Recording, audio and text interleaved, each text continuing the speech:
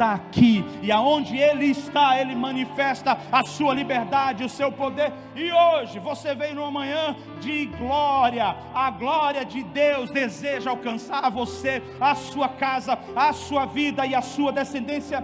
Abre comigo em Gênesis capítulo 21, a partir do versículo 4. A versão que eu vou ler, por favor, é a versão NVT, fica mais fácil para as pessoas entenderem. Gênesis capítulo 21, a partir do versículo 4. No 8º dia, depois do nascimento de Isaque, Abraão o circuncidou. O que é que Abraão fez? Como Deus havia ordenado. Quem foi que havia ordenado a circuncisão? Abraão tinha 100 anos quando nasceu Isaque. Peraí, quando Isaque nasceu, quantos anos Abraão tinha? Significa que ele era velho, ou acho que dá para chamar uma pessoa dessa de velho, né? Estava acima da idade normal para ser pai. Sara, no versículo 6, declarou: Deus me fez sorrir. Todos que ficarem sabendo do que aconteceu vão rir comigo. E disse mais: quem diria a Abraão que sua mulher amamentaria um bebê? E no entanto, em sua velhice, eu lhe dei um filho. Versículo 8. Quando Isaque cresceu e estava para ser desmamado, Abraão preparou uma grande festa para comemorar a ocasião. Sara, porém, viu Ismael, filho de Abraão e da serva egípcia Agar, caçoar de seu filho Isaque, e disse a Abraão: livre-se da escrava e do filho dela, ele jamais será herdeiro junto com o meu filho Isaque. Versículo 11, Abraão ficou muito perturbado com isso, pois Ismael era seu filho. Versículo 12, Deus, porém, lhe disse: não se perturbe por causa do menino e da serva, faça tudo o que Sara lhe pedir, pois Isaque é o filho a quem depende a sua descendência. E o versículo 13, contudo também farei uma nação dos descendentes do filho de Agar, pois ele é o seu filho. Na manhã seguinte, Abraão se levantou cedo, preparou mantimentos e uma vasilha cheia de água, e os pôs sobre os ombros de Agar. Então mandou-a embora com seu filho. O que é que Abraão fez? Mandou-a embora com seu filho, e ela andou sem rumo pelo deserto de Berseba. Nós estamos numa série alinhando as prioridades. Nós estamos no mês de junho, falando sobre a importância de avaliar o que a gente tem vivido até agora, falando sobre a importância de alinhar o que precisa ser alinhado daqui para frente. O problema é que muitos de nós olhamos e sabemos o que tem dado errado, olhamos e sabemos o que não está indo muito bem, mas a maioria de nós não estamos sabendo o que fazer para mudar a realidade, para mudar a situação. Olhamos para o casamento e vemos algumas coisas quebradas e a gente não sabe como consertar. Olhamos para as nossas finanças e vemos que o negócio não está indo como deveria, e a gente não sabe como consertar. Olhamos para os nossos filhos e não sabemos como alinhá-los, como ajudar nesse processo. Independente do que a gente pense, a Bíblia fala para a gente dar foco às prioridades. A Bíblia nos ensina a buscar as coisas que são importantes, e a gente não deve estar colocando coisas supérfluas na frente de coisas importantes. Por exemplo, se a gente precisa cuidar da saúde, vamos cuidar da saúde. Se a gente precisa cuidar das finanças, a prioridade então é as finanças. Nós temos prioridades diferentes, porque nós temos contextos de vida diferentes, mas a verdade é, todos nós precisamos olhar como anda a nossa escala de prioridade. Sobre prioridades ainda é importante entender que prioridade não é aquilo que você escreve no papel. Quem aqui é o tipo de pessoa que geralmente pega uma lista no dia e você fala assim: esse vai ser o meu dia, e você escreve desde as 6 horas da manhã até as 10 horas da noite, você escreve cada detalhe, até o horário que você precisa escovar os dentes, porque você é detalhista e você faz a sua lista de prioridade. Quem faz isso aqui? Quem gosta de fazer isso? Só 3 pessoas. Olha só, vai se levantando aos poucos, não tenham vergonha que não é pecadinha. E o interessante é que muitos de nós fazemos a lista, mas todos vocês sabem que quando chega no final do dia, a maioria de nós não conseguiu cumprir tudo que a gente colocou na lista, sim ou não? O que é que você cumpriu? Aí você fala, puxa vida, eu tinha que ter cumprido isso aqui era prioridade, tinha que acontecer hoje, não aconteceu. Mas você cumpriu algumas coisas e outras coisas não foram cumpridas. Deixa eu explicar para você, prioridade não é o que você escreve no seu bloco de notas, prioridade é o que você cumpriu no final do dia. Se você tinha um dinheiro e tinha que pagar uma conta e não pagou a conta, mas você saiu para comer McDonald's, você saiu para comer um churrasquinho, você saiu para comer uma feijoada e chegou no final do dia, era sexta-feira e você não pagou a conta, sabe o que aconteceu? Você perdeu, vai pagar juros, aí você fala, eu tinha que ter pago, mas não deu tempo suficiente, o dia foi curto, eu tive muita coisa. É porque na sua cabeça a prioridade não era pagar a conta, a prioridade era sair, comer e gastar. Nós precisamos alinhar as prioridades e Deus está falando conosco hoje. E por isso essa mensagem, ela tem o tema justamente coragem para corrigir a rota. Porque você chegou até esse momento e você precisa entender o que fazer. E eu preciso te avisar antecipadamente que talvez o que você precisa fazer seja muito forte, seja difícil, em alguns casos até complicado, mas você precisa de coragem para mudar, ou as coisas vão permanecer do mesmo jeito. Quantos querem que as coisas permaneçam do mesmo jeito na sua vida hoje? Ninguém quer, sabe por quê? Porque nós entendemos que Deus tem mais para nós, porque o Evangelho é sobre viver de fé em fé e de glória em glória. Fala comigo, de fé em fé e de glória em glória. Então nós queremos mudança, nós só não sabemos por onde começar a mudar. Ontem, por exemplo, esse final de semana, eu tive o privilégio de ter uma turma. Cadê a turma que foi treinada esse final de semana aqui na Casa do Oleiro, que foi ministrado? Dá pelo menos um oi aí no seu entusiasmo. É isso aí. Nós tivemos algumas pessoas esse final de semana que foram ministradas na Casa do Oleiro. E a ênfase da Casa do Oleiro, além da gente falar sobre a identidade e paternidade, nós falamos sobre pontos cruciais que precisam ser observados e resolvidos em nossa vida. E a gente começa a perceber, à medida que a gente vai lendo a Bíblia e se aprofundando na Bíblia, que os problemas, os enroscos, as prisões, as correntes, as algemas, os poços ou calabouços que a gente está vivendo hoje, são resultados de escolhas e decisões erradas que nós tomamos lá atrás. Me relacionei erroneamente, quebrei meu coração. Casei com um homem que me dava sinais que seria um abusador, mas ele era tão bonitinho, eu casei com ele e as consequências são graves. Estava casado num momento de crise com o meu marido, surgiu uma mulher, ou com minha esposa, surgiu uma mulher, ou surgiu um homem para a mulher falando, e de repente me deu mais atenção, falou mais comigo, me tratou mais carinhosamente e eu caí. Todos nós, de alguma maneira, temos questões e situações que fomos acometidos, e que talvez trouxe você até esse ponto de dificuldade nessa área, ponto de atraso nessa área, mas eu estou aqui para dizer para você que hoje de manhã Deus está dizendo, Ele vai te dar coragem para você fazer o que você precisa fazer, Ele vai te dar coragem para você mudar a sua rota, porque se continuar andando do mesmo jeito, não vai dar certo, nós precisamos mudar a rota. E a ênfase então que eu começo ministrando para essa equipe que estava ali, foi sobre o arrependimento. E muitos de nós não gostamos da palavra arrependimento, porque a palavra arrependimento fala sobre visitar algumas questões de erro, de desacertos e de pecado, relembrar circunstâncias que eu não gostaria de relembrar novamente, pensar sobre pessoas que eu não queria acessar mais.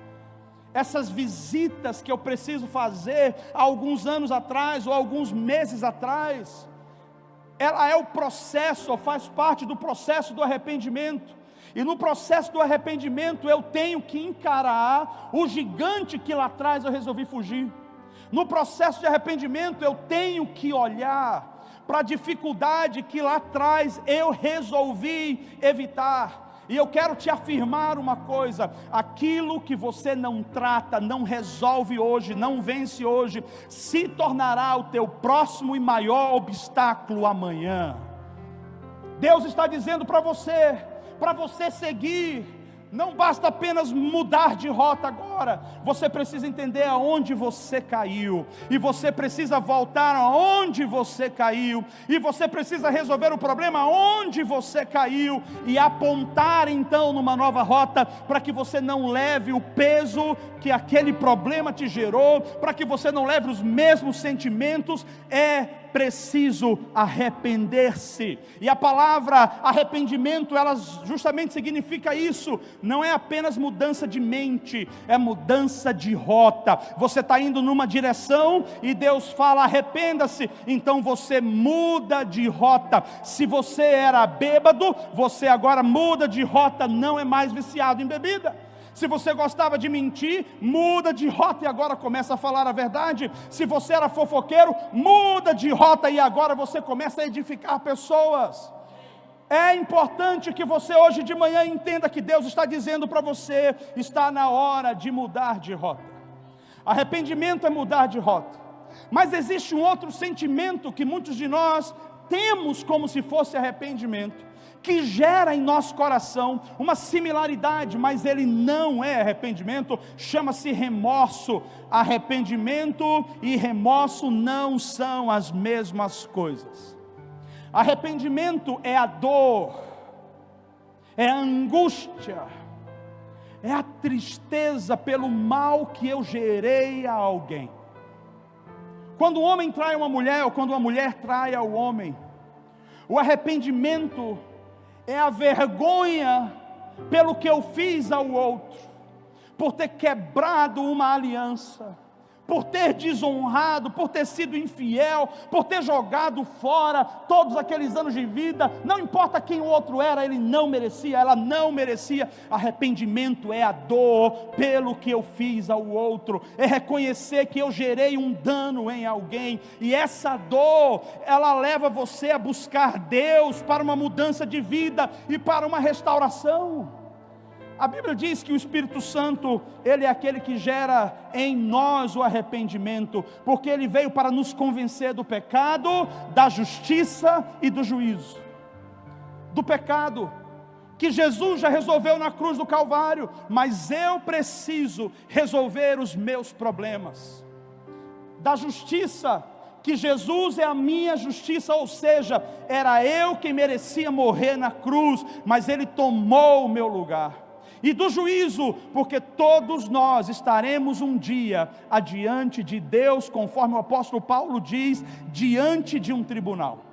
E naquele dia não tem papai, não tem mamãe, não tem pastor, não tem papa, não tem apóstolo ou bispo. Naquele dia vai ser você e o seu Deus, prestando conta de todas as coisas.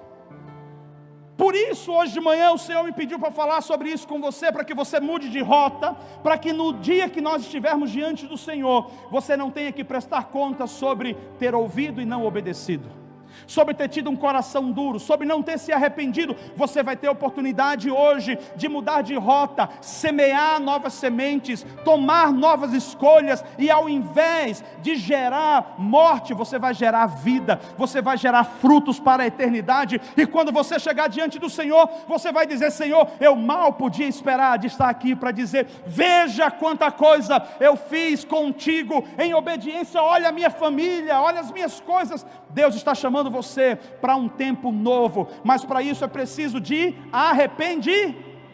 E se não houver arrependimento, não tem mudança de vida. Então não tem como mudar a rota se eu não me arrependo.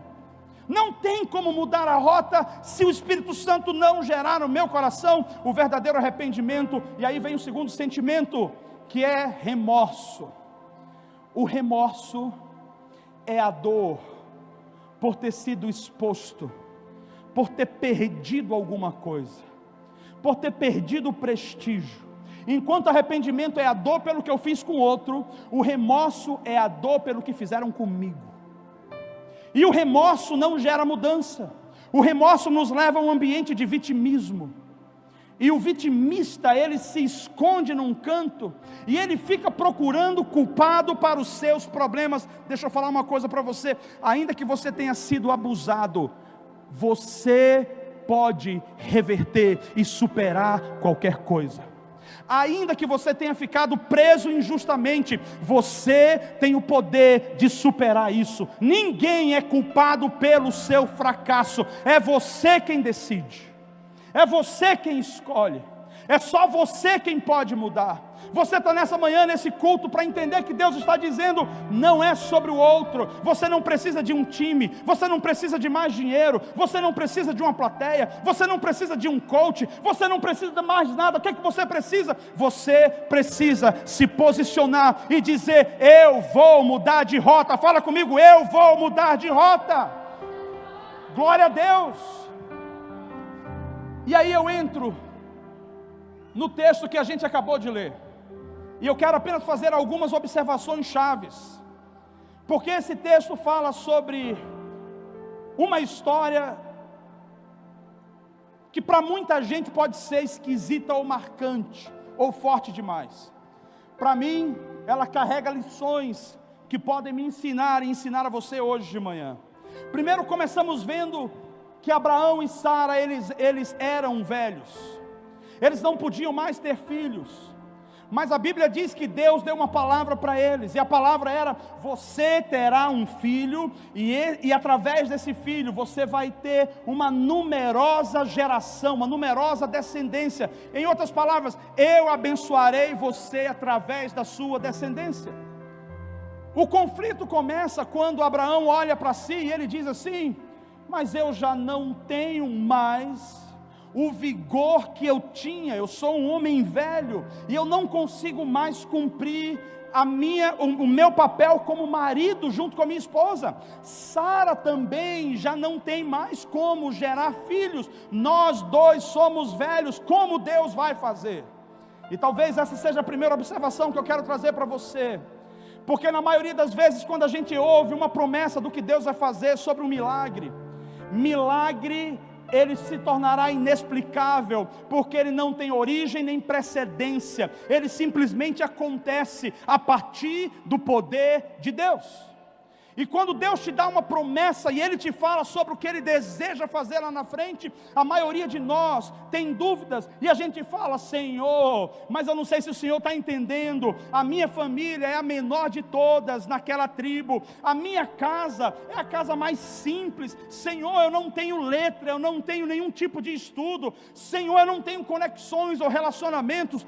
Deus não está te fazendo promessa em cima do que você tem, ou em cima do que você pode. A promessa de Deus para você baseia-se em quem Ele é e no que Ele pode fazer. E pelo que eu conheço desse Deus, não há impossível para o nosso Deus. Acaso há algo demasiadamente impossível que Deus não possa fazer?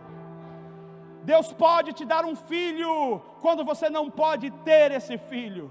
Deus pode abrir um caminho no deserto quando ninguém poderia fazer aquilo. Deus pode colocar uma oportunidade na sua frente que ninguém poderia fazer. Nós servimos a um Deus poderoso. Nós não podemos colocar as nossas limitações na frente, porque Deus é poderoso para fazer infinitamente mais de tudo aquilo que nós pedimos ou pensamos. O texto continua e diz que esse homem Abraão tinha 100 anos quando Isaac nasceu. Quantos anos Abraão tinha? 100 anos.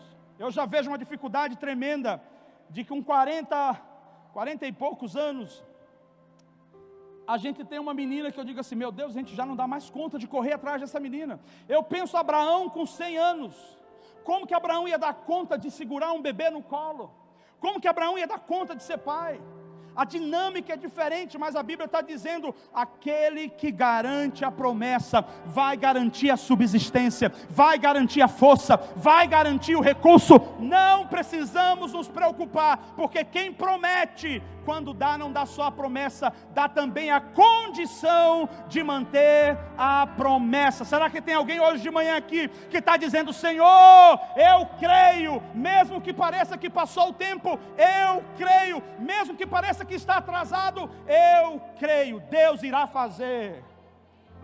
O texto continua, e o que eu acho tremendo é que nessa história, Sara, a esposa de Abraão, começa a declarar, e ela começou a sonhar e vislumbrar e dizer: vai ser tão lindo, vai ser uma coisa tão maravilhosa, os meus amigos, os meus parentes vão olhar para mim e vão dizer: não, como que ela pode ter um filho? Os meus amigos vão dizer assim: Abraão conseguiu gerar um filho em Sara. Sabe o que é isso? É um momento de êxtase. E de fato, quando Deus faz um milagre, Deus faz de tal maneira que as pessoas que estão ao seu redor, elas começam a glorificar a Deus pelo poder que Deus operou na sua vida. E o que eu acho tremendo é que Deus, Ele é tão criativo e tão expansivo no que Ele faz, que Ele procura abençoar você, e através da sua alegria, através do seu regozijo, através da bênção que Ele vai dar a você, Ele começa a abençoar outras pessoas também, porque as pessoas olham ao seu redor e começam a dizer: se Deus fez com ela, Deus também pode fazer comigo. E escute, tem pessoas do seu lado que você não esperava que estivesse recebendo algumas porções de Deus, mas essa pessoa está recebendo algumas porções de Deus, e à medida que ela recebe, ao invés de você trancar o coração, ficar triste dizendo: Deus esqueceu de mim, celebre. Nós ouvimos isso no culto passado do pastor Trey. A sua celebração vai atrair um milagre para você. Igreja, nós não somos invejosos ou ciumentos, nós somos uma igreja que celebra a vitória do outro. Cada um tem a medida que Deus escolheu dar, e nós não temos que ter inveja, nem tentar imitar ninguém. Nós vamos celebrar, porque vai chegar o nosso dia, vai chegar o nosso momento. Quantos aqui estão esperando algo de Deus? Pois eu digo para você, vai chegar o seu dia, Erinaldo, vai chegar o seu dia, vereadora Sônia, vai chegar o seu dia, sério, de coisas específicas que parece que Deus esqueceu, mas Deus não é gagá, Ele não é velho o suficiente para esquecer das coisas, Ele lembra do que promete. Mais adiante, nós vemos que não apenas o entusiasmo de Sara, mas a família assume uma responsabilidade, e a responsabilidade é: quando Isaac cresceu, ele estava para ser desmamado. Geralmente, qual é a idade que uma criança é desmamada? 2 anos. Vamos colocar que uma criança pode ser desmamada com 2 anos, 1 ano e meio, 2 anos. Depende da mulher, depende da época, das fases, depende das prioridades. Mas digamos que tenha sido com 2 anos. Quando Isaac cresceu, estava para ser desmamado, Abraão preparou uma grande festa para comemorar a ocasião. O que aconteceu? Abraão fez o quê? Uma grande... Sara, porém, viu Ismael, filho de Abraão, e da serva egípcia Agar, caçoar do seu filho Isaac. Esses dois vieram ao mundo em momentos diferentes, em circunstâncias diferentes, mas eles estavam juntos agora na mesma casa. Deus havia pedido para os dois serem circuncidados, é o que nós lemos lá em cima, e a palavra circuncidar significa cortar o prepúcio, a pele do órgão genital masculino. Era uma forma de Deus dizer: vocês serão diferentes de todos. E eles eram diferentes de todos por conta disso. Isso era a aliança, ou um sinal da aliança com Deus, que Abraão tinha, e que o povo hebreu teria. Independente dos detalhes dessa razão, todas as vezes que Deus faz uma aliança com o seu povo, sempre você vai ver um ato de sacrifício. A aliança de Abraão com Deus exigiu um corte na pele, saiu sangue, gerou dor. No casamento, quando ambos se casam, existe ali uma aliança, também gera-se de alguma maneira rupturas, que haverá sangue, sangramento.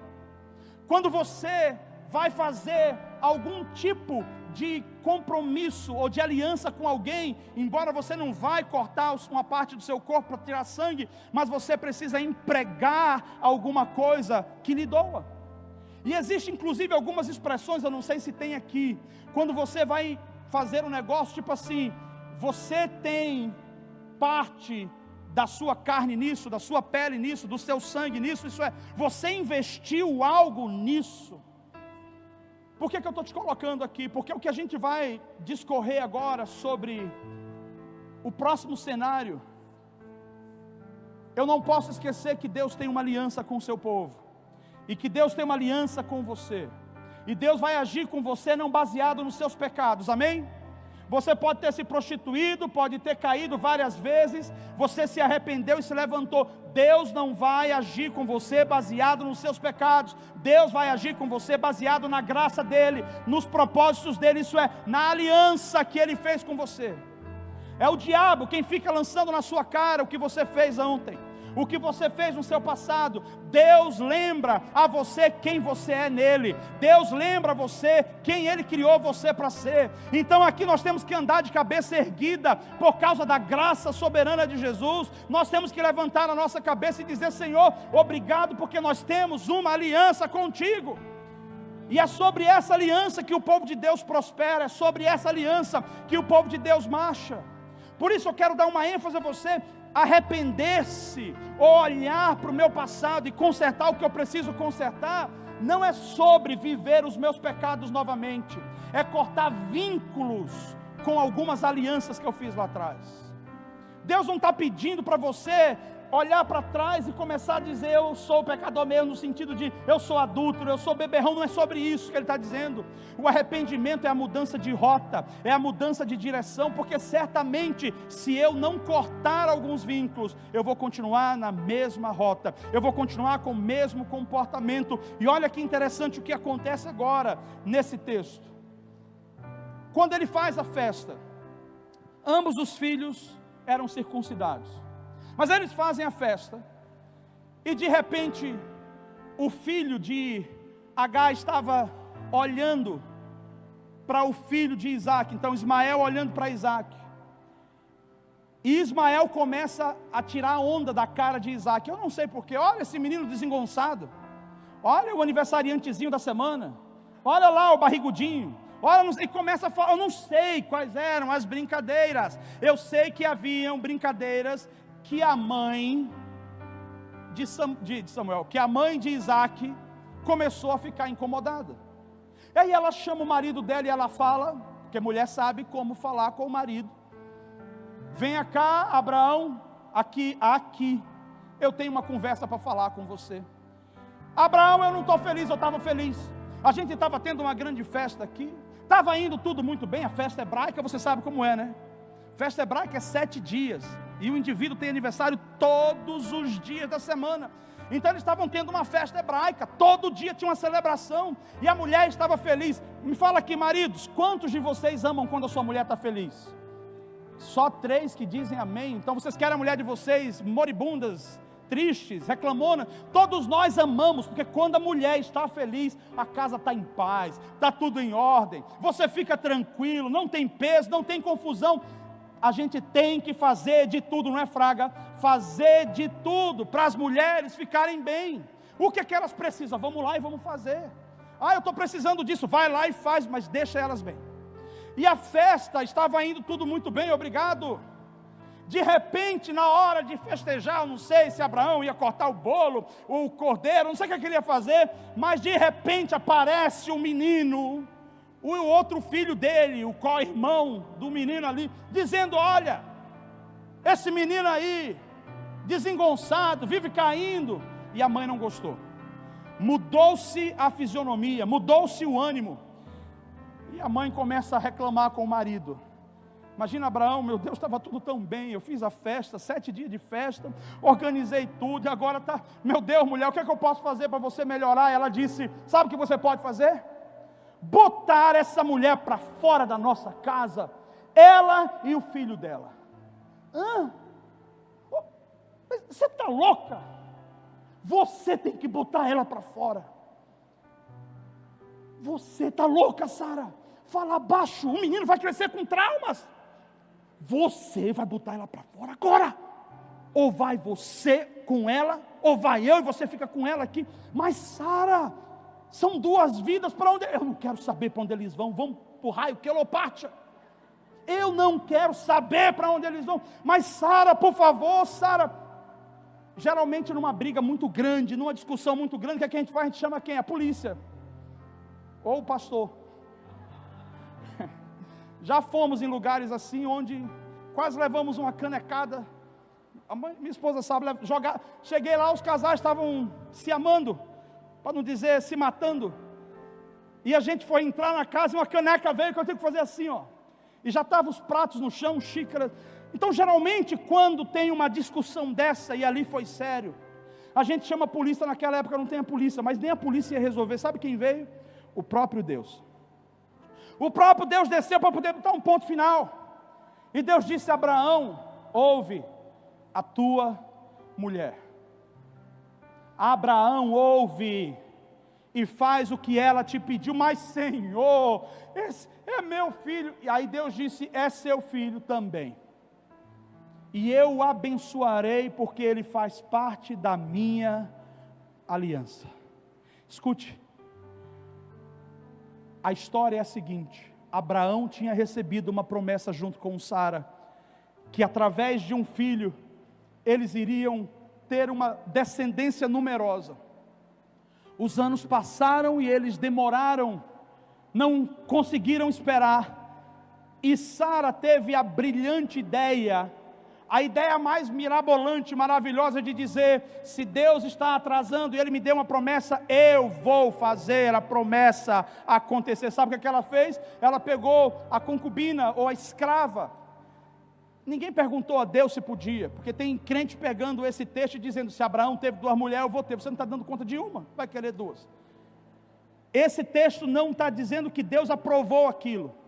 Está dizendo que a misericórdia de Deus não fulminou os dois, mas lá foi Sara, pediu para que a escrava se deitasse com o marido, ficasse grávida e tivesse um filho, e ela tomou o filho dizendo para si, dizendo: Deus cumpriu a promessa. Abri um parênteses aqui: Deus não precisa da sua ajuda para cumprir a promessa. Pelo contrário, todas as vezes que você ajudou Deus ao longo da sua trajetória, você estragou o processo. Todas as vezes que você tentou dar aquela mãozinha para Deus, você estragou as coisas. Eu vou repetir para você: Deus não precisa da sua ajuda. Quando Ele promete, Ele é fiel e Ele cumpre o que Ele disse. Então espere. Ainda que pareça que vai tardar muito, ainda que pareça que passou o tempo, Ele dá a promessa e Ele dá a condição de você cuidar e lidar da promessa. Então a história é que um menino nasceu, e depois nasce o filho da promessa. Só que agora o filho da promessa nasce e ele tem um oponente dentro da própria casa, e essa talvez seja a chave. Aquilo que você tenta gerar vai se tornar o oponente à sua promessa que Deus um dia te prometeu. A gente olha para trás e a gente vê quantos Ismaéis a gente tem ao longo da nossa vida. Era a empresa que a gente não deveria abrir, era a aliança que a gente não deveria ter feito, era aquele relacionamento que a gente nem deveria ter começado.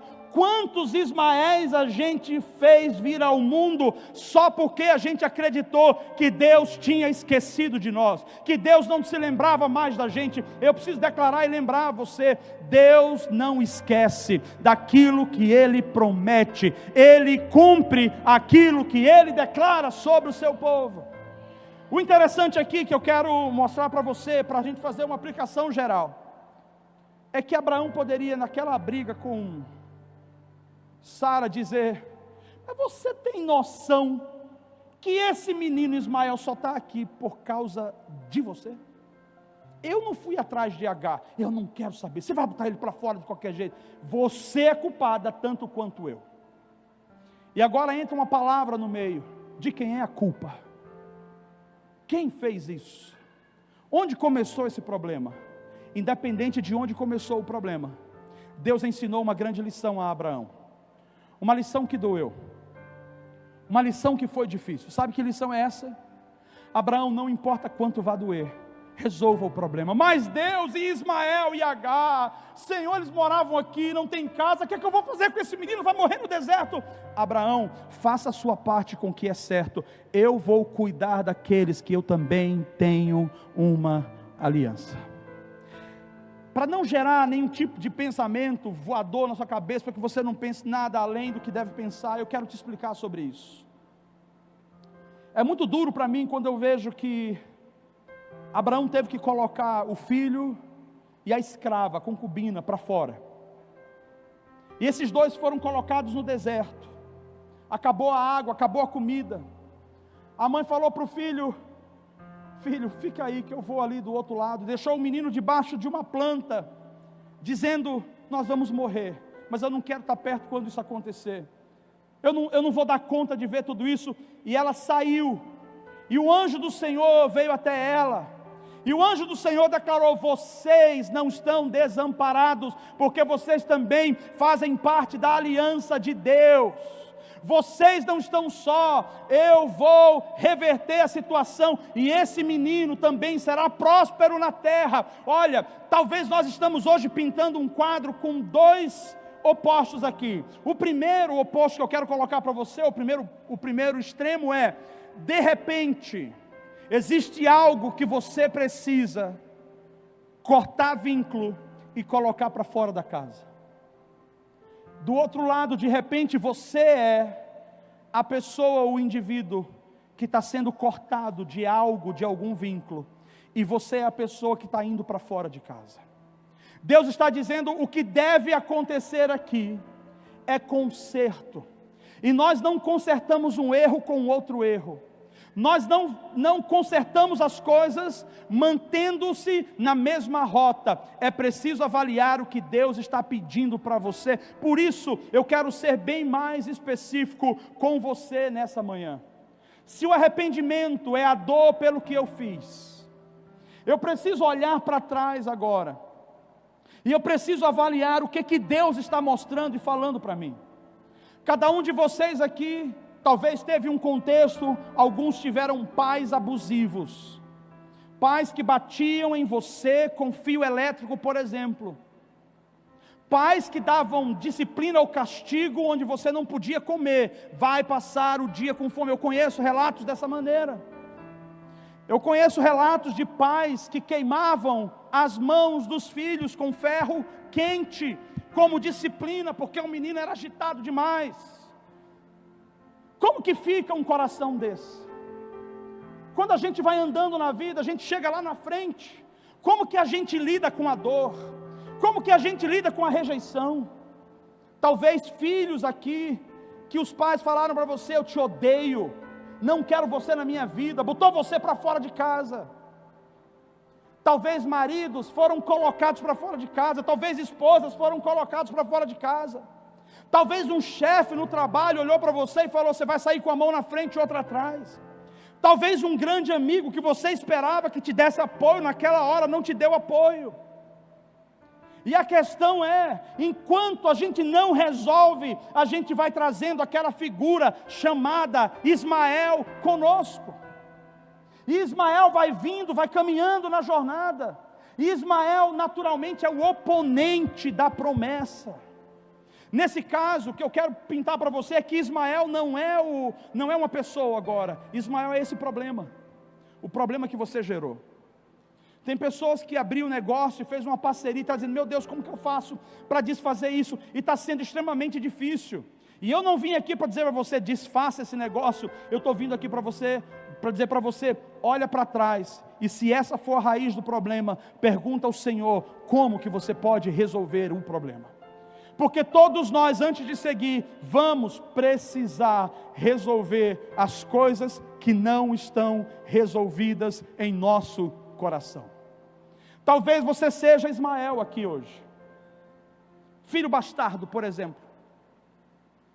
O seu pai teve um relacionamento extraconjugal, você foi inserido numa família que não é 100% a sua família, a não ser o seu pai, e de repente, a mulher, ou o homem, ou os filhos daquela casa olham para você como bastardo, e o tempo todo está relembrando a você: mas você sabe que você não é daqui, né? Você sabe que você não tem parte aqui, né? Você sabe que a gente não gosta de você. E filhos adotivos, que muitos têm que lidar com a ideia de você é adotado. Em outras palavras, você não tem valor nenhum para a gente. Você não faz parte da nossa linhagem. Eu não sei em que lado você está, em que lado você se coloca. Mas eu quero dizer para você, independente do que for, Deus falou aqui para Abraão: resolva esse problema. Faça o que precisa ser feito. E talvez a ênfase aqui, você que é casado, o seu esposo ou a sua esposa, pode estar dizendo para você: ó, você está gerando um Ismael. E eu gostaria que a gente, antes de gerar o Ismael, antes de conceber um problema, prestássemos atenção a essa área aqui. Por favor, pare de se relacionar com tal pessoa. Por favor, pare com esse nível de envolvimento. Por favor, dê mais tempo para a família. Escute, antes de reclamar e de brigar, dê atenção. Dê atenção, porque Deus quer preservar a aliança original dele. Deus quer preservar a casa, Deus quer preservar a família. Então, se tem alguém roubando a energia, se tem algo roubando a energia da família, se algo ou alguém está recebendo mais do que a família, é certo que daqui a pouco você vai estar muito envolvido, e Ismael pode nascer.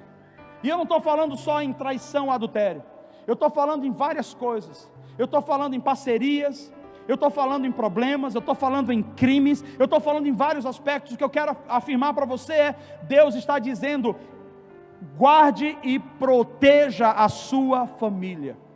Mas para vocês conseguirem viver, conforme a palavra está dizendo, debaixo da bênção, vivendo a promessa, é importante que todos nós aqui hoje, nesse dia de hoje, possamos olhar para trás e dizer: como eu posso, Senhor, ao invés de permanecer do mesmo jeito, mudar de rota na minha vida. Talvez você tenha um comportamento que você chegou hoje de manhã aqui, e Deus está falando com você: esse comportamento precisa ser mudado. E eu digo: esse comportamento precisa ser mudado. E Deus está dizendo: onde começou isso? Por que você tem esse comportamento? Pessoas que têm medo, por exemplo, por que elas têm medo? Elas têm medo porque talvez elas foram criadas num ambiente rígido demais. E esse ambiente rígido era um ambiente de cobrança.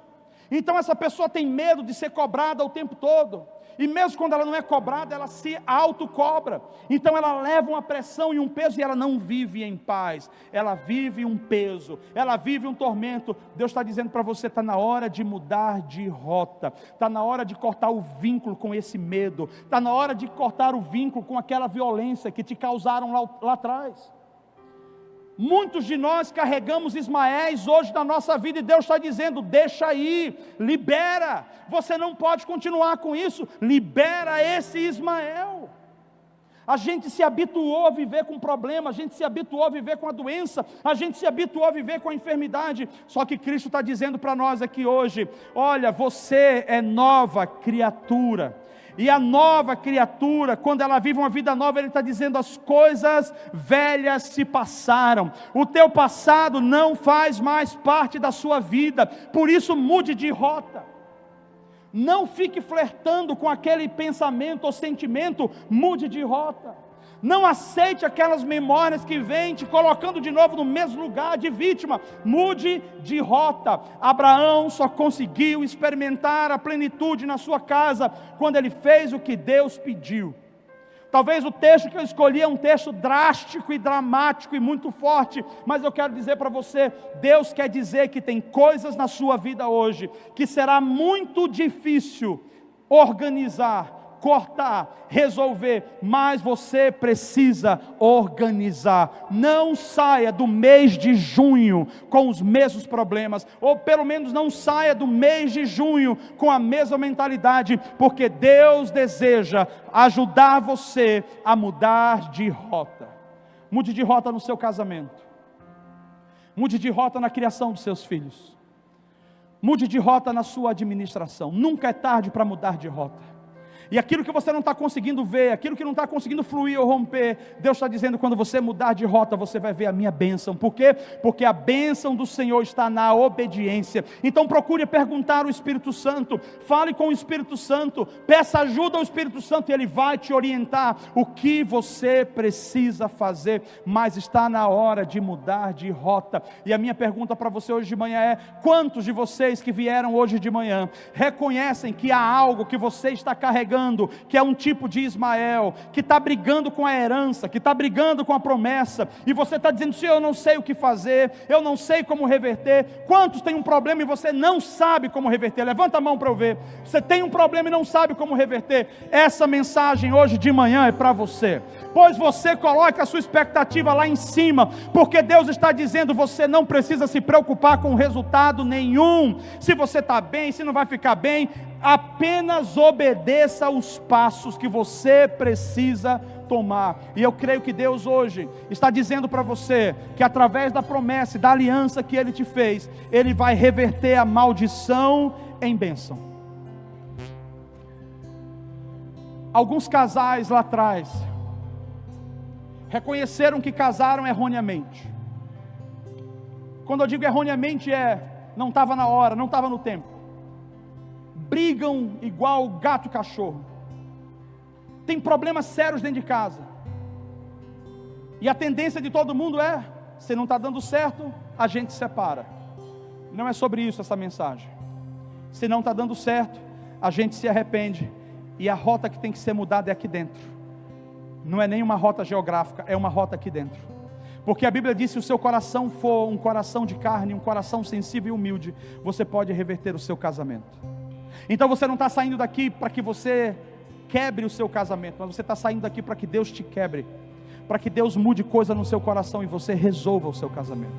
O que eu quero dizer é que o divórcio não vai resolver nada, a separação não resolve nada, pelo contrário. Lá atrás, quem se divorciou sabe que o divórcio é como uma faca no pescoço, destrói a sua força, destrói a sua energia, destrói tudo que você construiu.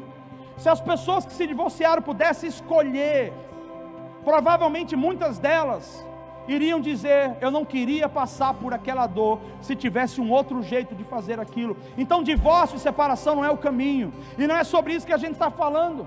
Estamos falando sobre isso aqui. Qual é o Ismael que eu gerei dentro de mim, que eu preciso tirar de dentro de mim?